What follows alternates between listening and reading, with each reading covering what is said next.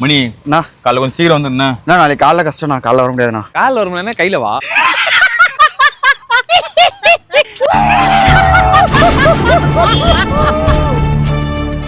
நீ சிரிச்சு அவனை மோட்டிவேட் பண்ணாத. நல்ல ஜோக்குறாது. புறம்போக்குடா. கிட்டார் வாங்கிருக்கேன்டா.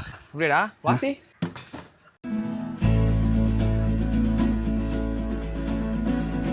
என்கிட்ட தான் கிட்டார் இருக்கு. உங்ககிட்ட கிட்டார் இருக்கா? வாசிக்கிட்டா? வாசி.